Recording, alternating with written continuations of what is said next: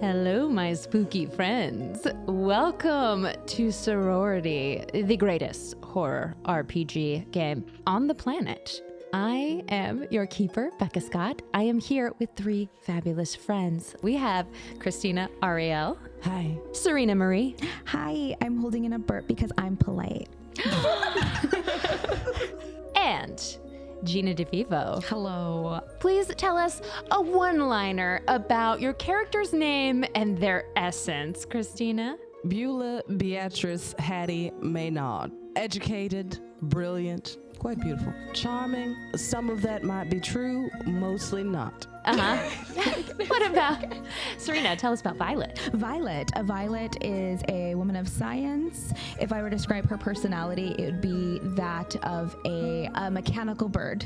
And Gina, tell us about Enid. All right. Well, Enid, as we are learning a little bit about her, is kind of an odd duck, a little personable but reclusive, has a bit of a temper, and seems to be a bit grumpy at times, and seems to have a lot of history swimming about her.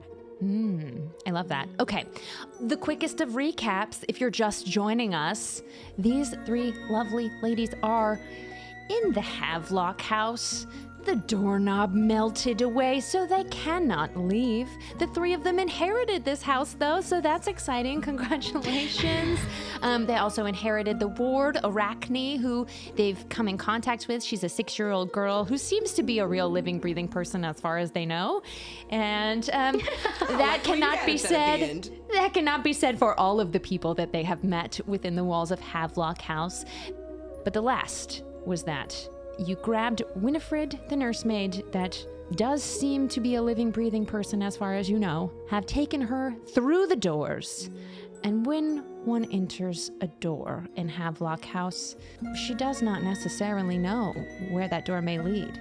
You may see one thing through a doorway, and when you pass through the threshold, appear somewhere else entirely. And as you stepped out of the lavish apartments of Dexter and into the darkness beyond, and the doors clicked shut behind you, you somehow find yourself stepping down the rungs of a ladder. There's only, you don't remember exactly how you started upon this ladder, and you hear ahead of you Winifred calling out for Arachne. There is a light at the base of this ladder, and the rungs keep going down. It sounds as if Winifred's voice is moving further and further away from you. Arachne? Arachne, sweetie? It's time to come out. It's well past lunchtime. I've got to get some food in you. And as you emerge... How long is this ladder? It's... I would say 2 to 3 stories. You feel that you've been stepping down and down and down and drop to the bottom of the ladder in an underground cement cell. There is no window light nor any windows that you can see. The space is cold and sterile. There is a labyrinth of metal tables all throughout the room with narrow pathways between them, and each table hosts a series of Bunsen burners and Erlenmeyer flasks and test tubes, beakers full of all color of bubbling liquids, and all manner of chemistry set vocabulary words sit in front of you. Well, I think we found the laboratory. Fascinating. What are things bubbling and moving and doing things? Oh, yes. There are numerous pipes running in and out of the room. A large, thick glass one is pouring crystal clear water through it above your heads, just about halfway full, about a foot wide tube of just rushing water. And there seems to be spigots at various places near various stations. The flasks and vials all have brightly colored liquids in them, or some are just different shades of gray, and certain tables that one pipes through to the next jar that has a flame underneath that is in some sort of spurting liquid periodically in the next inside of a glass case. This sounds like the place that Arachne went and is trying to see if this is what the rushing water sounded like. I got it wrong. I thought it was the kitchen. It must have been here. Arachne? Arachne, a laboratory is no place for a child. As you look around and expect another voice to be calling out to Arachne, Winifred is not in this room with you. Winifred? Oh, There's no response. Oh, the house maybe absorbed her or something. That's... Oh, that'd be the least shocking thing of all. I know. did anybody see anything? Like... Well, Mr. Prin got sucked into the floor like quicksand. This is... People don't... You said you felt a pulse? Yeah, her heart was racing like a good old Messerschmitt or something. I don't know. You're calling out for Arachne. Your voice echoes on the cold cement walls, and the floor is stone with dirt spread over it. And does anyone look around or doing anything in the room? Yes. Oh, yeah. Oh, I'm absolutely looking around. Everyone give me a roll for spot hidden. Yeah. It's just a nice little, like, our brains, all of our hands go in and explore. 27. Success. Okay, a regular success from Enid. Is that a hard success or a regular success for spot hidden on the right column? I think that makes it a hard success. Yes. Okay, Yay, I got a regular success. a regular success. Okay, and you had regular? I did. Okay. Beulah, you are the first to take a look around the room and notice on a far corner there is a gurney, like a hospital bed with wheels, with a white sheet pulled over it completely. And there is a bulky figure, a shape underneath the sheet. The other two of you notice scattered around the room, around all these flasks, are strange bones. Different lines of femurs all lined up of different sizes as if they're from different types of beasts. And Beulah also notices near the gurney and figure covered in a sheet, meaty pieces of flesh, parts. There's what looks like a human heart. And as all of your eyes land on these cut out pieces of uncooked meat, organs, and other gross pieces of flesh, please roll for sanity. Those things should be in bodies, not out of them. They're innards, not outards. They're innards, not outers. Wait, I don't know if that's good. What happened? All zeros. That's really bad. That's bad. That is a critical failure. I think. Oh no! I think I'm gonna roll a d6 for that. Oh, I no. thought that was good because it was tiny. You have a medical degree, do you not? I do. Ah, okay. Then I will. Psychology, it was a though, D3. right? Okay. Oh, a psychology degree. Oh, you... It's medical. Krystina! You have a brain. I do. Do you call a dentist a medical doctor? They call them dentists. Do you call a chiropractor a medical doctor? I went to see my dentist medical doctor I'm a today. psychologist, damn it. And what did you each roll? Oh, I rolled at 8. 8, that's a success. Yes. I rolled under my sanity, yes. I think standing a little further away, Enid and Violet see this for what it is and are able to swallow and say, I've cut a chicken before, it's fine. But Beulah never spent much time in the kitchen. She was always cooked for, and sees, speaking of brains, sees what looks to be a human brain sitting on the table just before her, and loses 2 points of sanity as these innards be outards, and it's not okay. Describe to me her physical reaction upon seeing all these parts. So Beulah turns around and she sees the body, the sheet over the top, she's feeling there's brain and yeah, there's a She's about to vomit. yeah, she is kind of at her like she's trying her very best. I'm but trying to find garbage for you. Roll for Constitution to see if she keeps it in. Stop. And roll for Spartan to see if you find the garbage can. Gross. 37. Oh no, that's I 37 on the don't. Constitution 40. Did you succeed? Out of 37. Oh yeah, just barely. You hold it down. I can't find a garbage. It's okay. No, it's cool. I'm fine. Sorry, I've just got a very delicate constitution, so forgive me for that. Beulah is back. She's gonna grab a pair of gloves off of the counter, and she's going to very discreetly start to move these pieces into one general location.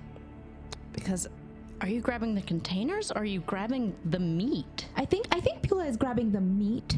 no, I'm grabbing the meat. Yeah. Oh my. I said I grabbed gloves, darling. Yeah, it's not barehanded or anything. I'm not. If I could understand if I just walked up to it and was just like, well, Yes, here you go. yes. But What are you going to do with this meat that you are now holding? I am going to take these pieces of meat and put them under the blanket, out of the way, Under the sheet? under the sheet, so that. Do you look under the sheet? Can we? Okay. Okay. You put on thick rubber gloves. They're black. And you put a human brain, a human heart, furry heft. What do you call a flank of some furry brown animal? There are fins. What do you and Enid is getting closer as she sees the kinds of meats that you were starting to pick up, as she sort of thought we'd stumbled upon an autopsy. Yeah. And now she's getting more curious because those aren't from the same body. And you know what? Beulah is just doesn't want to see the things and feels it might be better to just out of sight, out of mind. Yeah, But yeah. is this- Violet. I think I want to understand what the thing is as you're pulling it in. So I am going to. I don't want to know whose face is under there. Don't you do it? Okay, but we have to. What if it is? What if it's just a pile of parts? We have to know. And Enid goes to grab your wrist right before you also pull, and she also has her moment of hesitation, and she's just going through her brain of. Okay, I would also like to peek under the sheet. I really do. I really do. It's part of it. We definitely should. I just need us to. For some reason, all of these animal parts are just pinging the last room.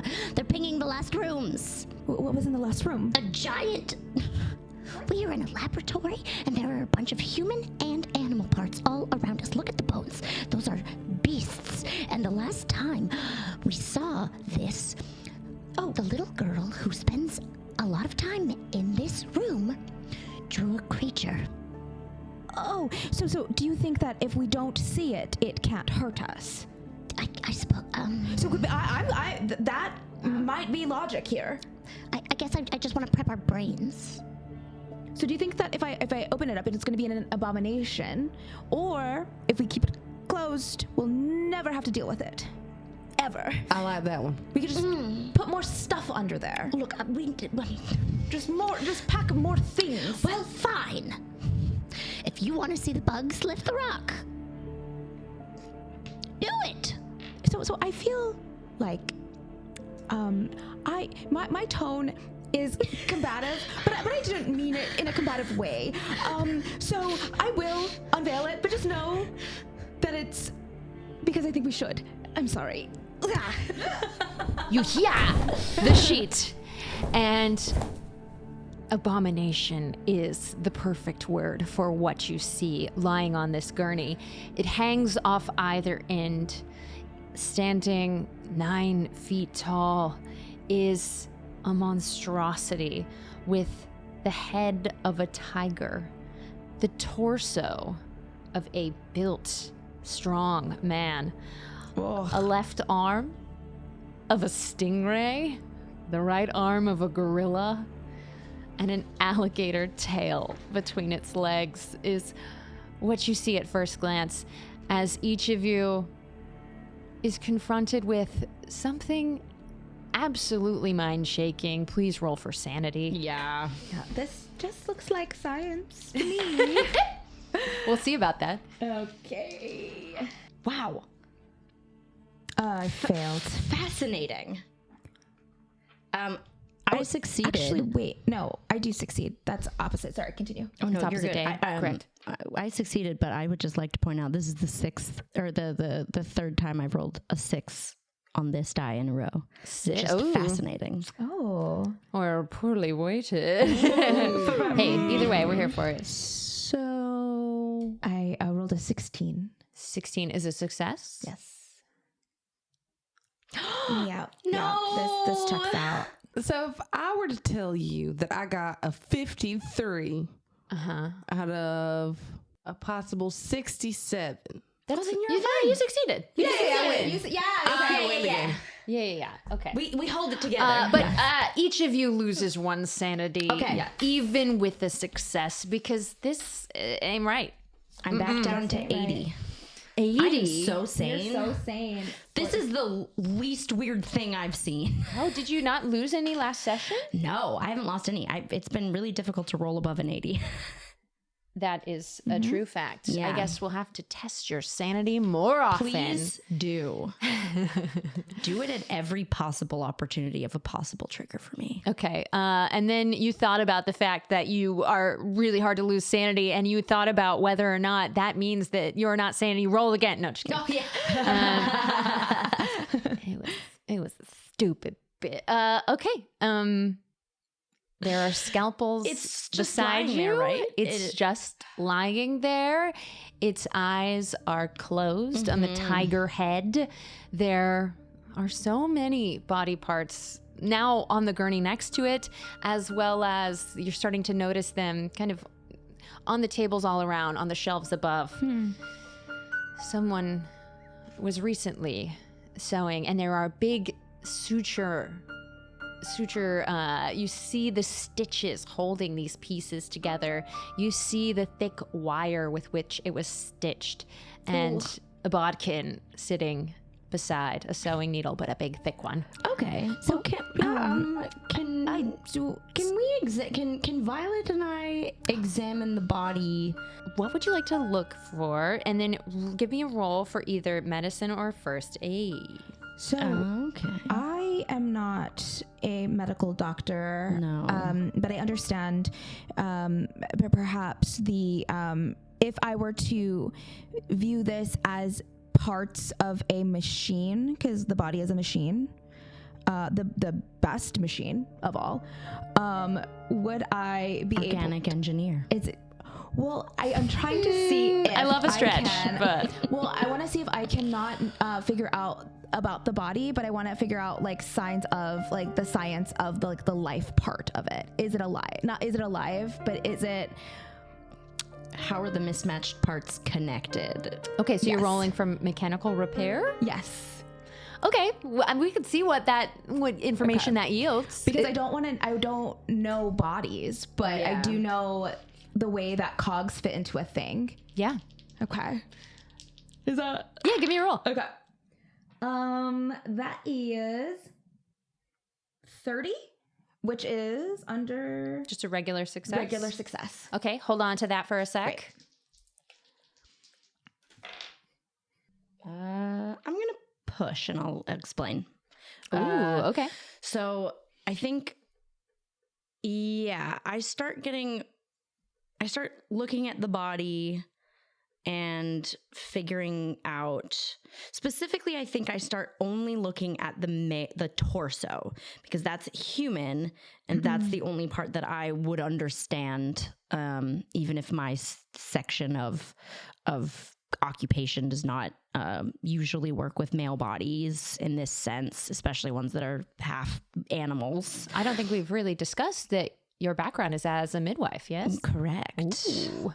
correct. Specifically a minor in, I also took psychology with my old friend, but more of the paranormal variety, people who believe that their births are of supernatural, sort of odd encounters, ones that other doctors don't want to deal with. They're outside of the church or whatever. So unnatural or odd. You said birds, but I was sure you said birds, and I was like, No, this no, also tracks no, for yes. me. Yeah, we have a mechanical bird woman. Birds, a midwife. So I have some, general anatomy knowledge. So how do you risk yourself in some way to push this role? So instead of the human torso looks like a human torso, Although so very ripped, I will say. very ribbed. Ripped. Oh, ripped. Probably both. Ripped. Oh, okay. Jacket. A fine young specimen. Indeed. And I think I realized that like the human part of this is not necessarily what's going to get me the most information. The animal parts are. So I think instead of doing the safe thing of examining the torso, I get all up in the maw of the face of the tiger to examine the tiger part, the head, the part that is going to be awake if it is. Uh-oh, roll again. Yep. Don't fail this, because push rolls, something bad happens if you fail. Yep. All right. This is for you. Oh, that's bad. Oh, how bad? 91. Ooh. 91. And you were below 50, right? That's a fumble. Yep. Okay. Yeah. No, my midwife skill is a 50. Fumble. Success on mechanical repair. What does Beulah do? Are you investigating, or are you standing back and letting them take a deeper look at this abomination? The Lord would not approve. Now listen. I firmly believe in the Lord. Hallelujah, praise Jesus. But I also deeply believe in science. You are a very conflicted person that contains multitudes. Word of the day. However, I don't have any intention to look at the eye of this tiger. Okay. Let's resolve the mechanical repair. Yes. So what I'm looking for is not at the beast itself, but I'm looking at what tools have been used and how it is sutured, and like there's like chemicals everywhere as well. Yes. You smell formaldehyde, the chemical used to preserve dead bodies, and there are vats of it on the floor. It seems like everything's been dipped in it, been thrown all over. It's dripping from everything. And not only do you see this thick black cord that has sewn together all these pieces, but there are little rubber tubes nearby, some of them very thin and tiny. And if you look between, as you kind of like poke with more rubber gloves, or you can take kind of they look like chopsticks, but like little like long scissors, pincer type scissors. things, yeah. You can kind of look inside and see these rubber tubes seem to be inside the body, kind of connecting the tendons so that they'll all connect, and the body seems to be not just sewn together but fused together internally in a very mechanical way. Someone knew what they were doing. That's on what a mechanical I was looking sense. for. Yeah, Yeah, it's not just magic here. Yeah. It was deep science, and you feel that. And then me, I'm like, oh man, it's just so much abs and then pecs and yeah, you place your hands on these hard pecs as you lean forward. Not just the rigor mortis that's set into this body, dripping with formaldehyde, but you lean forward over this tiger's face and reach your hands to its mouth to kind of see what's inside. And as you pull apart the jaws, hornets fly up out of its mouth.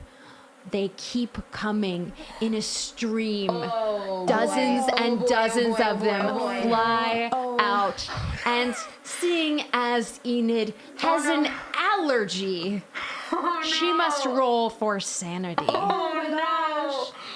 Oh no! And I'm going to say with a penalty die, which means roll the tens digit twice.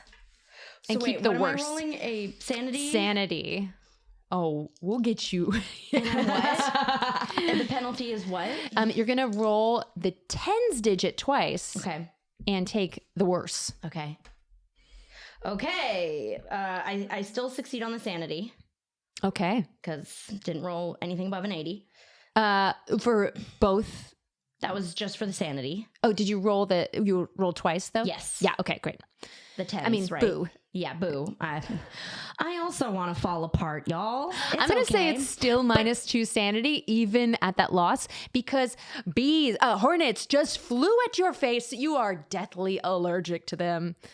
Even on your best day, that is upsetting. I mean, even if that's not sanity, Enid, despite not losing her sanity, this isn't about being sane. This is about if any one of these stings her, Yes. she's out. She's down for the count. She's part of this house forever.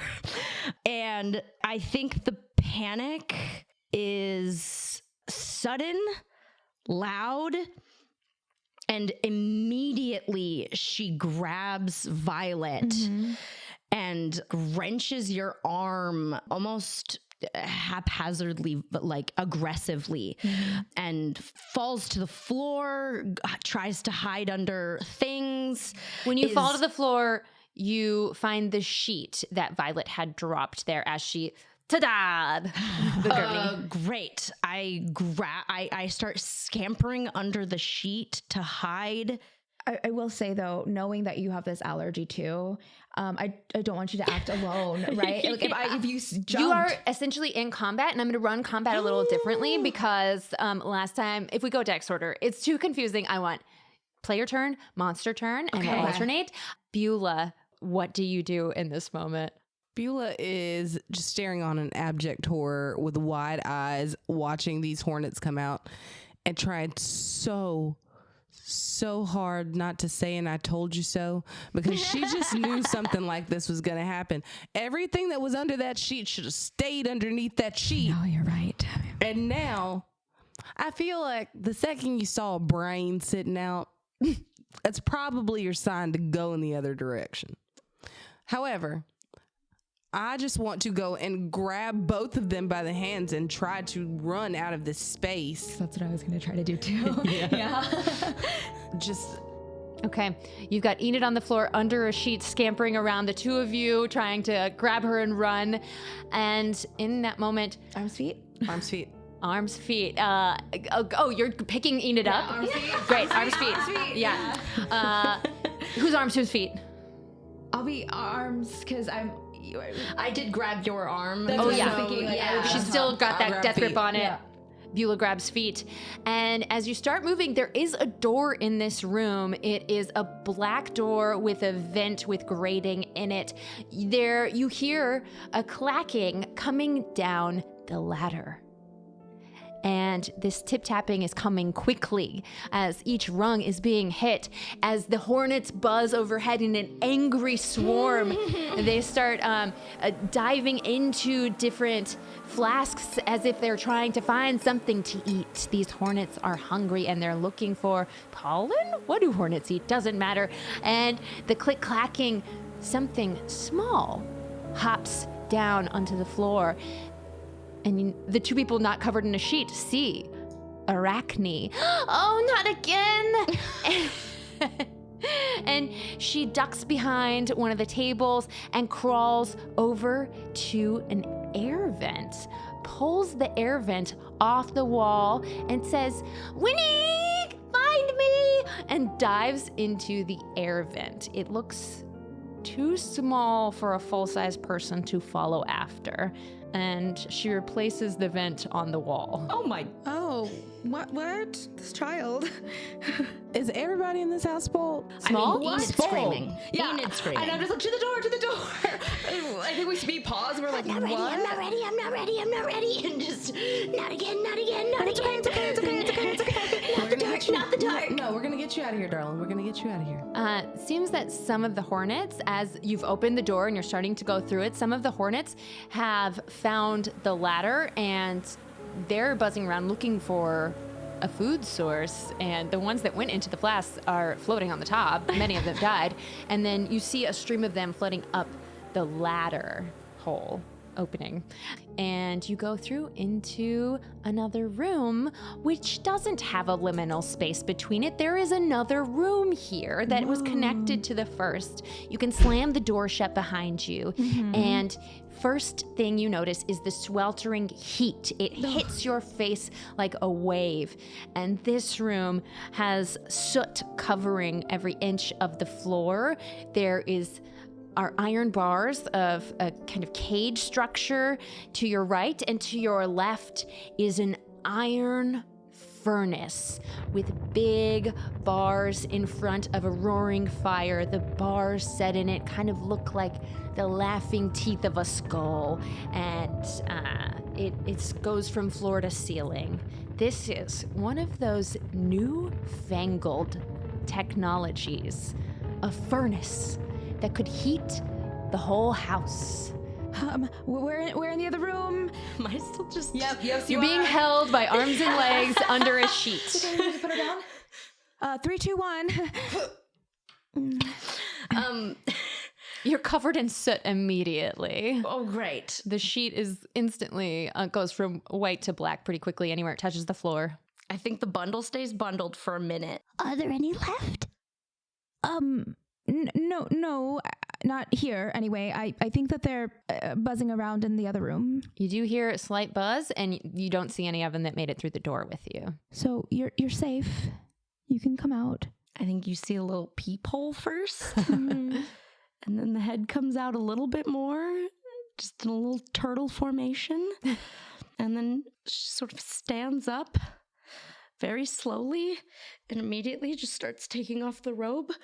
And she's just standing there in her skivvies right now, and she's checking to make sure that none of the fabric caught any of the hornets, and she's just doing like almost like a tick check all over her whole body to see if she can feel anything that starts to feel wrong.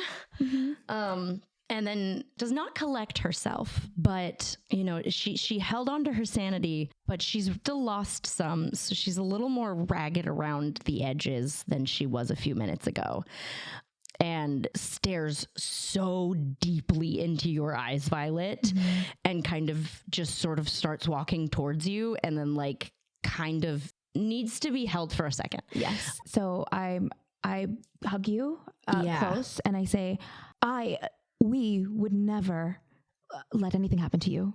You're safe. It's going to be okay. This house is weird, and you're with us, and you're here. And you can just do that again. You can do it again. You can do it again. I don't have to go back there. No, not into the room. You don't. Absolutely not. Not into that room. She doesn't hear you. As you say, she's feeling more ragged. In fact, each of you are feeling more ragged as the oppressive heat of this furnace starts to weigh upon you, and you inhale the soot and ash that has accumulated on the ground. Each of you roll for Constitution. I fail. You enter into a coughing fit, as does anyone who failed. Same. Only an 80 out of 40. Oh, yeah, that's a big fail. Yeah. I also fail. Okay, all three of you are coughing, and there's just kind of smoke billowing out of this thing. Doesn't appear to... There are vents running in through the ceiling and walls, supposedly up 2 different rooms of the house, but this is not a good place to be breathing the air. The moment all of us start coughing, you feel Enid's nails dig into your shoulders where she was holding you. And you start to hear the induced hyperventilation as all of that happened, and now she can feel her, what she believes is her throat closing. And she sort of pulls back and is sort of starting to choke on the ash with you. And her eyes are wide and one got me. It's okay. And I, coughing, and we're coughing so much, like of tears like streaming down my face because it's like so sitting. I want to start ripping the fabric. Ooh, okay. And I want to wrap it around Enid's mouth first to kind of create a filter. Oh, wow. That's not what you should do on an airplane. But yeah, you do so. Yeah. Put your own life mask on first. I know. Sure. Enid breathes a little easier as soon as you do that. And I do the same to Beulah. And I put on mine last. You instantly have a filter, each of you, and you can breathe the air. It's still hot as hell in here, but you're able to take in the room a little more. And as you look up and see behind the iron bars that were to your right, it seems to be a bit of a prisoner's holding cell. And inside, sitting on a small bench, leaned against the wall, is a skeleton. Oh. It's wearing drapey fabrics all around on its wrists. Some fall into the bench itself are bangles, gold bangles, and its head is wrapped in a scarf. Question about the fabric. Is it similar to the silks that we are wearing? I forgot you're wearing such beautiful silks and carrying your clothes. Were you able to grab them under your arms as you left the laboratory? Not me. Oh no, you're just wearing And your I just silks. took my silks off to check so I'm just in my undergarments. Yeah. Okay. Maybe if you wanted to, I would say in between rooms, you would have had a moment to tie your scarf back on should you desire. I think you did tie it back on. Yeah.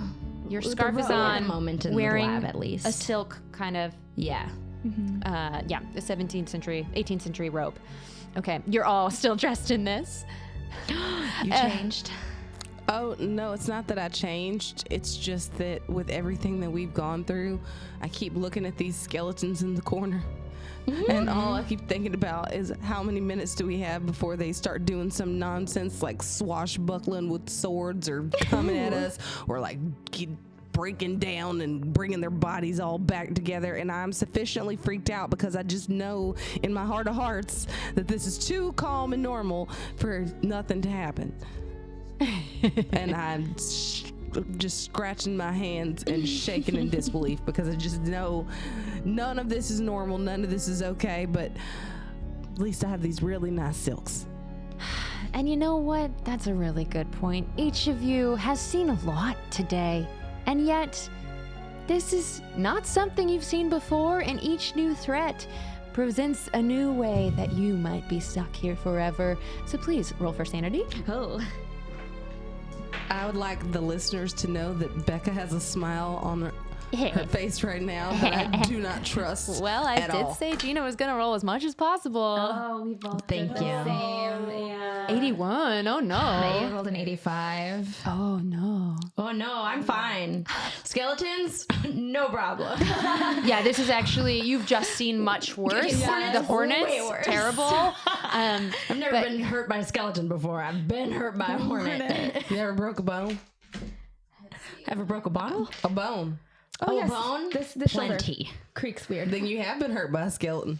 Beulah, Oh my god! Oh! It was me the whole time. Beulah loses 1 point of sanity. Something about this, it's not just a skeleton. It's the way the skeleton is placed. She looks poised in that corner. Based on the garments, you assume they were a female. Oh, This woman may have starved here. It looks, you see just claw marks near the lock, and then you see just the skeleton sitting in this finery that looks like maybe what you know a fortune teller to wear. And she died alone in this room, in this heat, inhaling this ash. Or maybe long before this was ever installed. Whoa.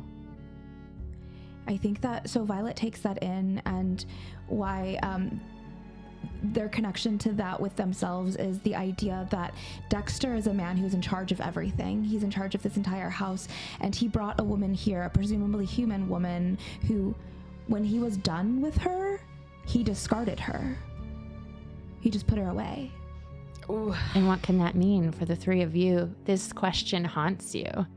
So with a loss of sanity, that means like a rise of impulsive behavior. Yes, absolutely. You do something out of your control. Please tell us what it might be. So in knowing that this woman was discarded and starved, and if the spirits in this house can feel love and longing and all of that, I'm going to approach, because she's a captor. Perhaps she needs to be free. Okay. As you do, there is a lock and a chain around the door to the cell, holding it closed, and it looks oddly untarnished, as if all of the elements of time in this room have not affected it. It's locked. Well, she's trapped. We have to let her out. Do you reach out and touch it? Yes. As you do, give me a roll for power. I am not very powerful. Please, please, please. 4. Incredible! Yeah! As you touch it, the lock pops open, and you see a flash in front of your eyes, a scene playing out in this very room as the others see your eyes roll back in your head for a moment and just see the whites exposed. And you see a man who looks like Dexter but is not Dexter. You looked at the painting, The husband? the portrait, yes, in the front hall. The man dressed in a military uniform. It's him, and he is shoving this woman into the cell, and she says, "But I have always loved you. Why? Why would you do this to me? Leopold, please." And he says, "Shut up. I'll come for you when I'm ready." And slams the lock closed and walks out back towards the laboratory. And she's weeping on the ground. I think when Violet's eyes kind of roll front, she she has been crying as the woman has been crying. Like it's like very like an empathic link a little bit. Yeah, you felt her emotions as if they were your own for a moment, and you can't help the tears. She was trapped here. Leopold, he told her he would come when he was ready, and he never came, and she died here. She starved here. At the very least, if she's not going to move, if she's not alive, we need to take her body out of this cell. Enid goes and starts to wipe your cheeks where the soot has left many trails of your tears down your face, and is wiping with the palm of her hand and is just saying, okay, but who is Leopold? He's the man. What man? The military man, the man in the photo, the man whose voices came out of us when we were in the library, and You do recognize that voice as the voice that inhabited your bodies and whispered in your ears to say those things. The one who owned the flintlock.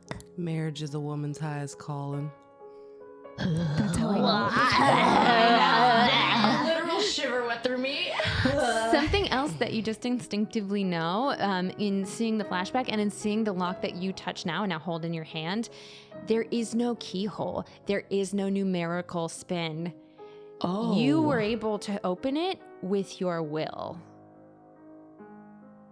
And the chain is attached to it. It's a short chain. I don't think he had any intention of ever coming back. No, he didn't. We need to get her out. I know, and I'm going to walk into the cell, and I'm going to see if I can touch her bones. As you do, there's nothing holding them together except for the desiccated tendons, and when you touch them, they kind of clatter to the floor within the clothing she was wearing. And you don't feel any sense of a being still trapped here. Does anyone else look at anything else in the room?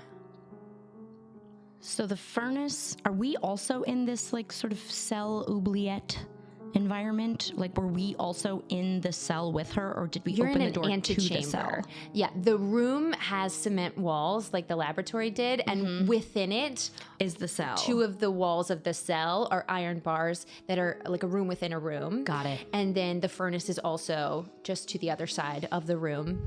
And as you're looking at it, you think you see something inside of the flames. I was going to say, I want to check the furnace. It's always the furnace. Yeah. What's inside the flames? You'll have to find a way to reach into the fire to find out. I think that Violet may have like dropped as you were coming in and holding Enid. You were holding those long pincer, scissor, doctor's operating tools. I'm sure I like put them in my back pocket or my robe pocket when we were carrying you out. Well, I think they kind of like clattered to the floor, but you didn't even have time to let go of them when your hand was already being clasped. Oh, yeah. So sure. Yeah, they're in the room. The chain is in the room. Beulah, is there anything that you see when you look around? Beulah is just looking after Violet with concern and worried. She has a look on her face and she's grabbing her chest and she's worried for her friends. Do you say anything to Violet? She doesn't say anything. She just watches.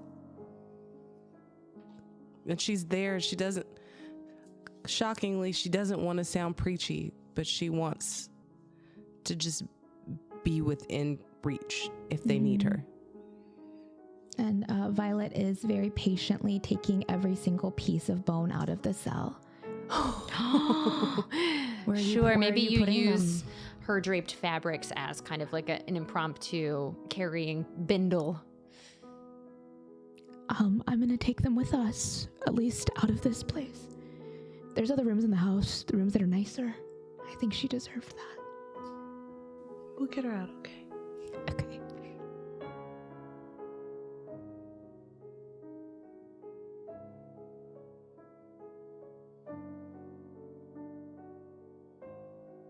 Enid, there's also a fire poker and a stack of wood to the side of the furnace. Okay. I think all of the emotions are starting to make her uncomfortable. Yeah, that's because I don't emote. No. No, this is very rare. Yeah. I'm sorry, Surena. Oh no, I emote. Surena emotes all the time. And everything. But that's why Violet's fun because Violet doesn't do this. Yeah. Enid is trying to not make noise from the letters she's gotten over the years from you. She's not ever intuited a particularly religious background, or and it was comforting to talk to you in that way. And so she grabs the poker and knows you're going to just hold these bones In like cloth. in a cloth. Yeah. Thinks better of what she was gonna say, and is trying to be tender and is trying to be soft in this moment, and goes to kind of poke the fire. It's like a full fireplace, right? Or is it like one of those like swinging You door? swing the iron grate open. The iron grate open. It's hot to the touch. You have to do it quickly, or maybe with a sheet on your fingers. Oh yeah. Yeah. I grab whatever bundle is still at our feet, because you're using the sheet for... She actually This had woman? these beautiful drapey clothes that Yeah. you could use Oh, for the bones. Perfect. Okay, great. So you have her swaddled. I'll take the sheet that I was wrapped in and go to open the fire, and trying to stay out of viewer space as much as possible. sort of to let you grieve, like doesn't know what you want to do with death, doesn't know what you do with death, how you grieve death. Most people in my circle immediately bury them and then use their grief to get things, like they start performing, they start wearing black, and there's all of this other stuff that comes with death, and Enid doesn't know what to do with that. And she wants to tell you to just throw the bones in the fire and cremate this poor girl. But she can see that you're tender about this, and she doesn't know what to do with Violet being this tender in this way. And so she just goes to poke in the fire while kind of watching you both, observing the way that you behave around death and the way and how kind you're both being about this. And is trying to get used to this reality that they're living, that they're going to be around a lot of death now, I think, in a lot of different ways. And is just staying quiet while poking through the fire. Roll for Dex to see. There is an object that seems to be unburnt in the middle of this fire. A regular success. You use the fire poker and you catch an eye hole as you pull out a skull. Oh! But this skull is laughing as you pull it out.